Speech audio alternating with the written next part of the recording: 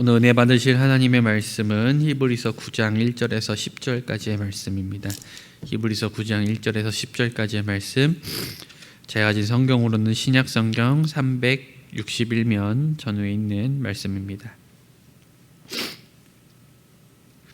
히브리서 9장 1절에서 10절까지 말씀 다 찾으신 줄로 믿고 우리 다 같이 한 목소리로 합독하시겠습니다. 첫 언약에도 섬기는 예법과 세상에 속한 성소가 있더라. 예비한 첫 장막이 있고 그 안에 등잔대와 상과 진성병이 있으니 이는 성소라 일컫고, 또 둘째 휘장 뒤에 있는 장막을 지성소라 일컫나니 금향로와 사면을 금으로 싼 언약궤가 있고 그 안에 만나를 담은 금항아리와 아론의 쌍난 지팡이와 언약의 돌판들이 있고 그 위에 속죄소를 덮는 영광의 그룹들이 있으니 이것들에 관하여는 이제 낱낱이 말할 수 없노라. 이 모든 것을 이같이 예비하였으니 제사장들이 항상 첫 장막에 들어가 섬기는 예식을 행하고, 오직 둘째 장막은 대제사장이 홀로 1년에 한 번 들어가되 자기와 백성의 허물을 위하여 드리는 피 없이는 아니하나니, 성령이 이로써 보이신 것은 첫 장막이 서 있을 동안에는 성소에 들어가는 길이 아직 나타나지 아니한 것이라. 이 장막은 현재까지의 비유니 이에 따라 드리는 예물과 제사는 섬기는 자를 그 양심상 온전하게 할 수 없나니, 이런 것은 먹고 마시는 것과 여러 가지 씻는 것과 함께 육체의 예법일 뿐이며 개혁할 때까지 맡겨둔 것이니라. 아멘. 담임 목사님께서 말씀 전해 주시겠습니다. 할렐루야. 우리 아버지 하나님은 사랑이십니다. 그 하나님은 여러분과 저를 사랑하십니다. 또한 그 하나님은 여러분과 저를 위한 놀라운 계획을 갖고 계십니다. 9월 15일 새벽 기도를 통해서 다시 한번 저와 여러분이 우리 주님의 풍성한 사랑을 체험하시고 또 우리를 향한 놀라운 계획을 발견하게 되시기를 주 예수 그리스도의 이름으로 축복합니다. 저는 보도한 말씀을 중심으로 예수님을 예표하는 성막이라는 제목으로 여러분과 함께 은혜를 나누겠습니다. 한번 따라 하실래요? 예수님을 예표하는 성막, 예수님을 예표하는 성막. 우리 히브리서를 통해서 예수님은 천사보다도 또 이제 오늘 말하는 대제사장보다 모세보다 더 뛰어난 분이다. 왜? 다 인간적인 일을 감당했지만 예수님은 하늘 아버지가 인간으로 오셔서 우리의 죄를 속량해 준 그런 분이기 때문이다라고 말하면서 이제 이 부분에서는 계속 그 제사와 대제사장을 비교하고 있어요. 특별히 오늘은 이제 구약에 나오는 그 성막의 모습을 보여주면서 다시 한번 우리가 기억하면서 이 성막이 전혀 필요 없는 것이 아니라 구약의 모든 것은 신약을 예표하는 상징을 비유거든요. 예를 들자면 우리가 처음에 이제 아파트를 신축 공사하면 그 아파트를 보러 가면은 아파트 단지로 직접 가는 게 아니라 어디에 있는 모델하우스에 가잖아요. 모델하우스에 가면 그 아파트의 모습을 다 보이는 거예요. 그리고 아파트에 다 입주를 하게 되면 모델하우스는 어떻게 되게 허락벌이가 없어지잖아요. 마찬가지예요. 구약은 마치 모델하우스와 같아요. 그래서 신약에 나타날 예수님과 그 삶을 다 보여주는 거예요. 실제는 아니지만 굉장히 비슷하고 근사치인 거죠. 그러나 그것이 아파트를 대신할 수는 없는 거죠. 그러니까 거기 가서 충분히 보고 깨닫게 되지만 만약에 아파트가 생긴다면 더 이상 모델하우스는 필요 없는 거예요. 이런 걸 말하는 거죠. 구약과 신약의 차이가 이런 데 있다고 우리가 보면 되겠어요. 오늘 1절에 보면 첫 언약이다. 첫 언약. 구약 시대에 살 때에도 예법과 성소가 있었다는 거죠. 우리가 아는 것처럼 성막을 시작해서 또 성전을 시작해가지고 이제 그 성전이 무너지면서 우리가 이제 회당과 교회로 발전되잖아요.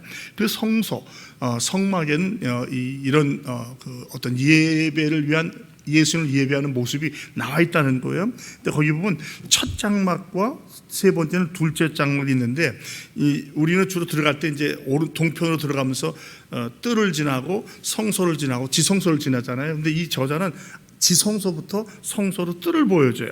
예비한 첫 장막, 그 안에는 등잔대와 상과 진설병이 있으는 성소라고 부른다. 그러니까 뜰은 얘기하지 않고 성소만 먼저 보여주는 거예요. 거기는 일단 성소를 들어가면 맨 앞에 번제단이 있죠. 번제단은 우리의 죄를 다 씻어 버린다는, 태워 버린다는 거 있고, 그 다음에 물두명, 그 더러운 것을 다 깨끗하게 씻는, 정결케 되는 게 있고, 그 다음에 이제 성소의 첫 휘장이 있습니다. 휘장을 들어가면 오른쪽에 진설병, 왼쪽에 등잔이 있어요. 진설병은 이스라엘 12지파를 상징하고 12떡이 있는데 무교병이 있는데 일주일마다 갈아 되고 제사장만 먹는 거예요. 그러니까 생명의 양식이라고 말을 많이 하죠. 그 다음에 등잔은 뭡니까? 그 성도의 거룩한 삶, 빚담, 영과 진리, 성령을 뜻하기도 해요. 완전히 그 조각목인데 금으로 감싼 거죠. 거길 지나가면 또 하나의 휘장, 두 번째 휘장이 보이는데 지성소 들어가는 휘장입니다. 그 앞에 원래 향단이 있는데 오늘 히브리서 저자는 이거를 갖다가 성소보다는 지성소 쪽으로 붙여놔요. 왜냐하면 이 향단은 성도의 기도를 상징하거든요. 그래서 하나님께서 그 흠향하신다, 성도의 기도를 받아준다는 의미가 있어요. 그리고 글로 들어가면 법궤가 있죠. 법궤가 있고 그 위에 부릅 천사 둘이 이렇게 덮고 있는 시은좌, 시은소, 은회좌, 은혜의 자리가 있어요.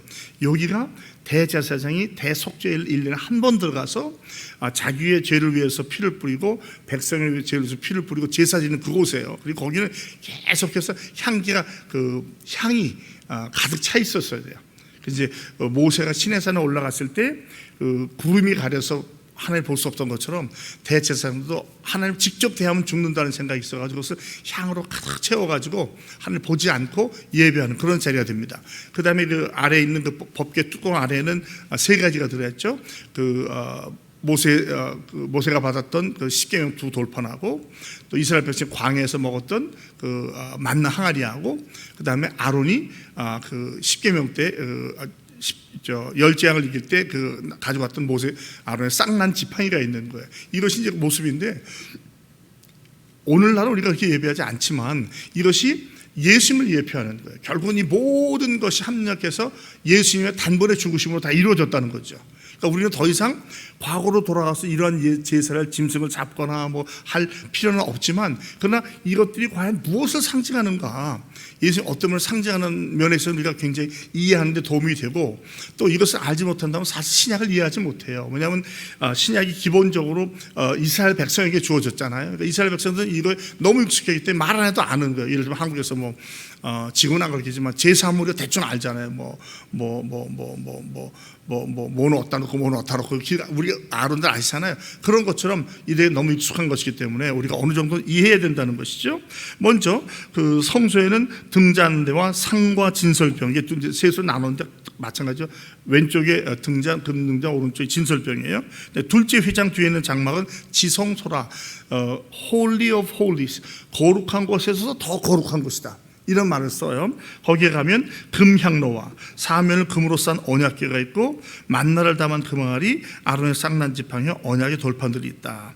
그러니까 말씀드렸지만 그 향단을, 금향로를 일반적으로 우리가 배울 때는 성소에 속하다가 배웠지만 이 금향로는 사실 지성소와 성소가 휘장이 거의 붙어 있기 때문에 보는 관점에 따라서는 그 지성소로도 비할 수 있는 거예요. 어떤 분 이거 가지고 히브리서 가니까 성경과 좀 위배된다, 그런 건 아니라고 저는 그렇게 믿습니다. 자, 그러면 이 언약궤 안에 만나를 담은 금항아리, 우리가 아는 것처럼 이스라엘 백성이 광야 40년을 지나갈 때 하나님께서 만나와 메추라를 주셔서 살게 했잖아요. 그런데 사실은 이거 보면 이 네 가지가 다 이 하나님의 백성들의 하나님의 은혜를 거역하고 도전했던 게 나와요. 만나도 그냥 준 게 아니잖아요. 막 배고프다 그러고 막 덤비고 그럴 때 하나님께서 주셨죠. 그 다음에 아론의 쌍난 지팡이, 재앙이 올 때도 얼마나 그 애굽 백성도 그렇고 이스라엘 백성조차도 가기 싫어했고 다른 따라가지 않았잖아요. 덮어주는 거예요. 속죄한다고 하죠. 속죄, 죄를 속한다, 죄를 덮어준다는 거예요.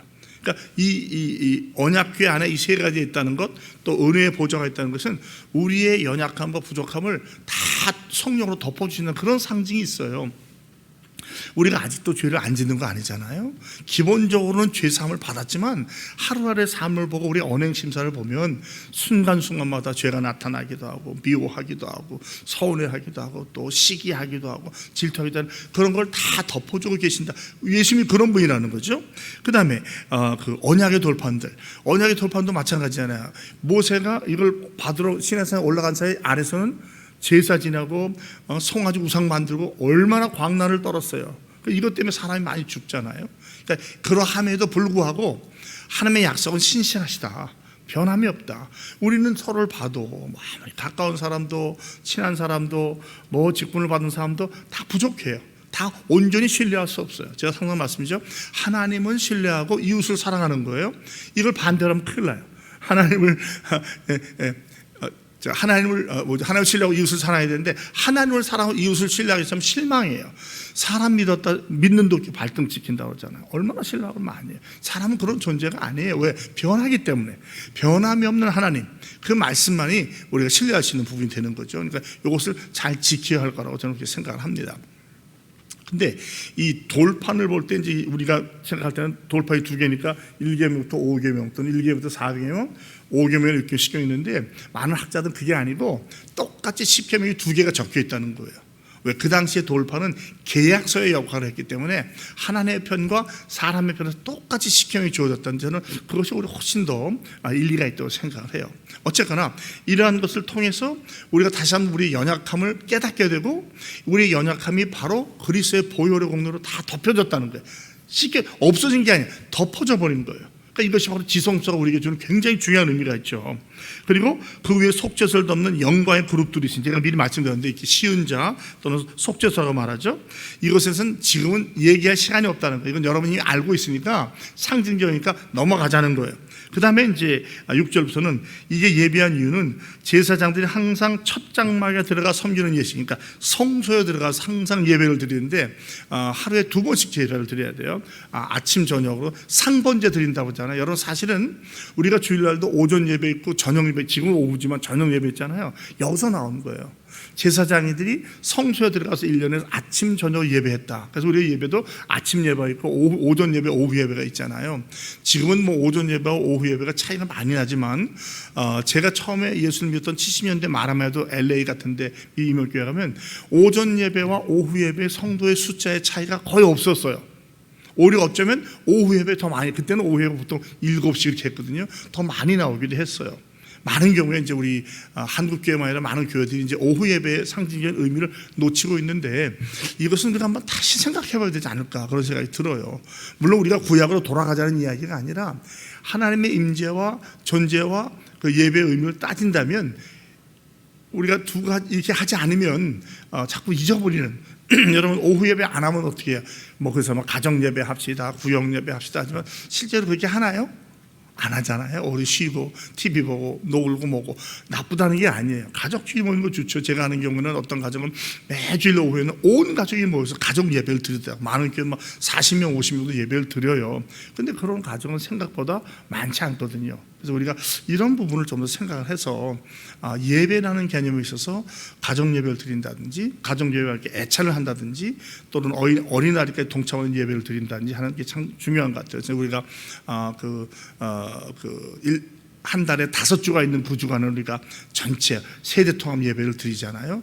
제가 아마 10월 달에 또 그런 예배가 있는 걸로 알고 있는데 그러니까 이런 것들이 상당히 우리 다시 한번 그 예배 정신을 살려가는 좋은 의미라고 생각을 합니다. 거기서 이제 예식을 행하죠. 그리고 둘째 장막은 뭐냐? 지성소라는 거죠. 여기는 대제사장이 홀로 1년에 한 번 들어가요. 근데 거기는 그냥 못 들어요. 꼭 피를 가지고 들어가는데 자기의 죄를 먼저 속죄하고 그 다음에 다른 백성의 죄를 속하는 거예요. 아직은 우리가 연약하기 때문에 우리의 죄가 있잖아요. 그래서 이걸 짐승의 피로다가 먼저 속하고 그렇게 안 하면 어떻게 돼요? 죽게 돼 있어요. 그래서 항상 허리에 그 종을 달고 발에 줄을 달아서 이 소리가 안 나면 죽은 줄 알고 끌어내는 거죠. 만약에 이 사람의 죄가 발견된다든지 제대로 예식을 행하지 못할 경우에는 즉시 죽음을 당하게 돼 있어요. 8절 성령이 이것을 왜 보여주셨느냐? 첫 장막이 서 있을 동안에는 성소에 들어가는 길이 아직 나타나지 아니었다는 거죠. 이 성소는 지성소를 말해요. 성소는 마찬가지겠지만 아직 주님 앞에 직접적으로 나갈 수 없죠. 이 첫 언약 구약이 있는 동안은 반드시 대제사장이나 대제사장을 통해서 예배해야 되는 거예요. 그들이 이제 중재를 하지만 그러나 우리가 아는 것처럼 예수님께서 이 땅에 오셔서 십자가에 달려 돌아갔을 때 지성소 안에 휘장이 거의 한 10cm가 되는 천으로 막 얽은 거였대요. 제가 말씀드렸던 칼로 찢어도 안 되는 거예요. 오죽은 오히려 매달릴 수밖에 없는 그것이 아래로부터가 아니라 위로부터 아래로 찢어지는 말미암아 하나님이 그 문을 열어주시고 우리가 직접 예수를 통해서 지성소 앞에까지 나아가시는 예배를 드리게 된 거죠. 그래서 그것을 보여주는 거예요. 이 장막은 바로 이 옛 언약에 나오는 이 성막은 현재까지의 비유다. 비유라는 것은 예표다 또는 모형이라는 거. 제가 막힌 모델 하우스는 더 정확할 거예요. 그래서 제가 말씀을 예수님을 예표하는 성막, 그러니까 예수님의 모델 하우스인 성막이라고 말할 수 있어요. 예수님은 제사장도 되시고 제물도 되신 분이에요. 인간은 그게 될 수 없기 때문에 꼭 어린 양의 제물을 가지고 들어갔잖아요. 이렇게 이에 따라 드는 예물과 제사는 섬기는 자, 즉 제사하는 자들을 양심상 온전히 할 수 없다. 그 양심을 깨끗하게 못한다는 거예요. 행위에 있어서는, 형식에 있어서는 모든 요식행위를 갖추니까 내 죄가 사함 받았다, 그런 얘기를 할 수 있지만 마음에 있는 죄책감은 어쩔 수 없다는 거죠. 자기가 알니까. 우리가 알잖아요. 우리도 예배하고 다 하지만 내 안에 있는 죄책감은 내가 아는 거거든요. 남들은 몰라도. 이걸 깨끗하게 할 수 있는 건 없다는 거죠. 내 힘으로 할 수도 없고. 바로 이 문제를 예수님께서 오심으로 해결해 주셨어요. 사실 저와 여러분은 이 신학적으로 말한다면 죄책감이나 죄에 대해서 염려할 것이 없어요. 오히려 저 예수를 의지하고 주님의 보혈의 공로를 의지하고 나아가면 거기서 이미 해결된 거예요. 내가 막 예배한다고. 여러분, 예배하면 죄사함 받을까요? 그렇지 않아요.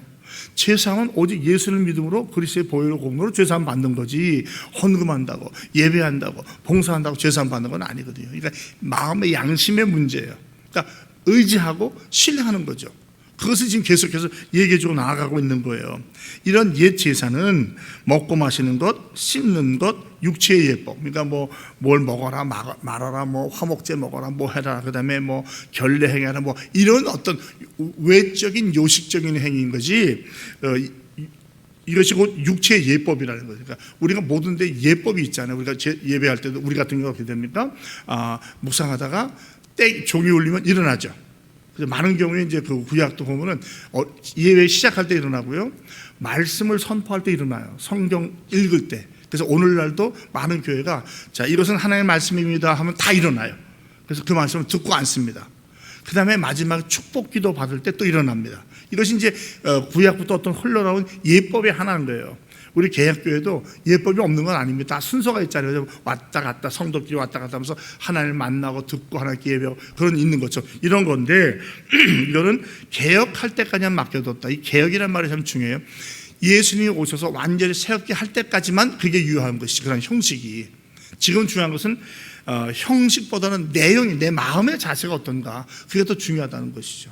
그렇지 않습니까? 우리가 와서 예배를 해도 예배할 때 전혀 딴 생각을 한다든지 좋은다든지 그렇다면 그게 진정한 예배이겠냐는 거죠. 그건 예배가 아닐 수 있다는 거죠. 그래서 예배는 집중해야 되는 거야. 그 말씀에 대해서 모든 순서를 통해서 주님을 만나고 주의 음성을 들으며 주의 사랑을 체험하고 치유되고 회복되는 시간인 거죠. 그것이 중요한 거라는 거죠. 그것이 바로 예수님께서 오심으로 개혁, 완전히 변화시킨 개혁 또는 변혁이라고 말해요.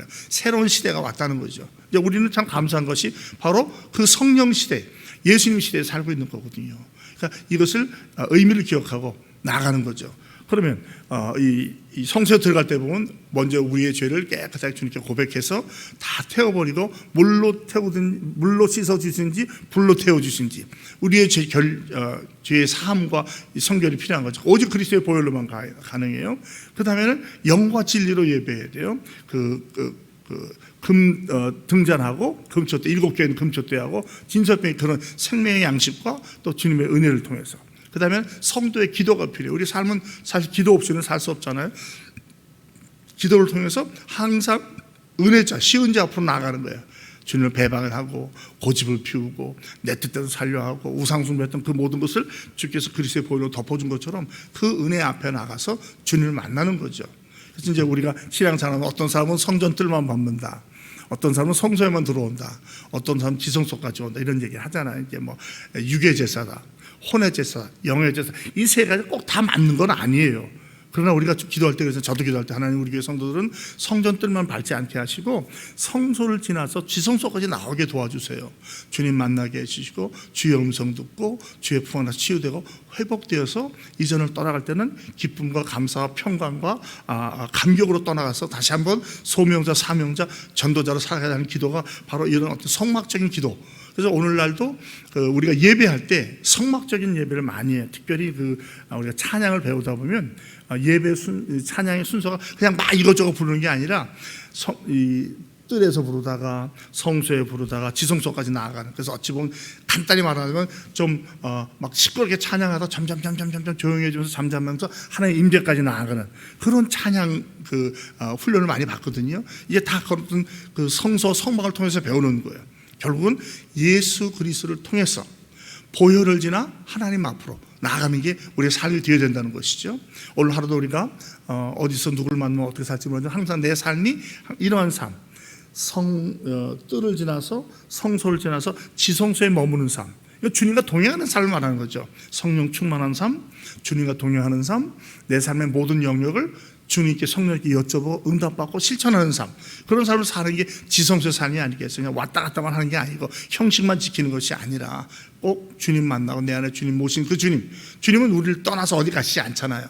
내가 과연 그분을 얼마나 인정하고 인식하고 그분을 여쭤보고, 동행이라는 걸 썼잖아요. 동행은 그냥 같이 걷는다고 동행은 아니거든요. 진정한 동행은 계속적인 대화와 교제를 통해서 내가 동행하는 그분을 닮아가고 배우고 그분처럼 살려고 애쓰는 거예요. 그러니까 그것이 곧 어쩌면 예배자 삶이 아니겠는가. 주일날 예배만 예배인가요? 수요 예배만 예배인가요? 그렇지 않잖아요. 저는 예배를 이렇게 정해요. 하나님과 함께하면 그것이 예배라는 거죠. 동행하는 것이. 그러니까 우리의 삶 24시간이 예배의 삶이 될 수 있는 거예요. 항상 주님을 내 안에 모시고 코람되어 삶을 산다면 우리는 예배자로 살 수 있어요. 그리고 그것이 나타난 건 뭐냐면 내가 과연 얼마나 주의 뜻을 여쭤보고 거기에 따라 순종하는가. 주님 내 안에 계세요. 저는 제 뜻대로 살게요. 그걸 예배자의 삶이라고 할 수 없거든요. 또 이게 우리가 잘 안 돼요. 너무 바쁘다 보니까 그런 시간이 없거든요. 그래서 조금씩 시간을 내서 어떤 중요한 중대사라든지, 사실은 뭐 중대사만이 아니죠. 대소사 모든 면에 있어서 여쭤보는 거예요.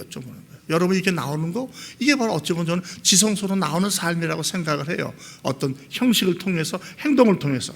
그리고 다시 한번 내가 오늘 하루도 주님을 중심으로, 말씀을 중심으로 기도와 찬양을 좀 살아야겠다. 그리고 이제는 이것을 세상에 나아가면서 실천하는 거죠. 뭐 하루를 시작하기 전에 또 일터에 가서 또 뭘 하기 전에 먼저 하나님께 예배하고 간단하게 기도하고 여쭤보고 어떤 분 말씀을 보기도 하고, 그래서 그걸 가지고 묵상하는 가운데 하루를 살아가는 거죠. 그러면 우리가 주님과 동행할 수 있잖아요. 그런 동행하는 삶이 계속 이어진다고 한다면 많은 면에서 인간적인 생각이나 행동이나 방법이 내려갈 수 있을 것이고 더욱더 주님을 닮아가는 그런 삶을 살 수 있을 거라고 생각합니다. 구약이 시대는 지났지만 그것이 다 없어진 건 아니라는 것, 이것을 통해서 신약이 세워졌기 때문에 여기에 나오는 원리를 따라서 우리가 주님을 따라가는 것, 그리고 항상 지성소로 나아가는 그런 성도의 삶을 살아가는 저와 여러분이 되어야 한다는 사실을 기억하시고 항상 주님과 동행하시는 우리 모두가 되기를 예수 그리스도의 이름으로 축복합니다. 하나님 아버지 고맙습니다. 구약을 통해서 신약이 세워지고 또 서로를 이해함으로 좀 더 성경을 깊이 알아가게 도와주시니 감사합니다. 예수님께서 바로 이 구약의 제사를 예표하시고 또 성소가 곧 예수를 예표하는 것을 알게 하시고 여기에 있는 중요한 요소들을 잃지 않게 하시고 아버지여 죄에 대한 회개와 하나님께 대한 찬양과 또 말씀과 기도와 또 성령의 충만함을 날마다 입고 항상 우리가 주님 앞으로 가까이 나아가는 지성소로 나아가는 삶을 살아가게 하여 주시옵소서. 우리가 무엇을 하고 누굴 만나고 무엇을 하든지 이것을 잊지 않게 하시고 우리가 항상 주님의 축복의 통로가 되어서 많은 사람 위로 격려 축복하는 우리 모두가 되게 하여 주시옵소서. 오늘 하루도 주님 전에 위탁드리옵고 예수님의 이름으로 기도합니다. 아멘.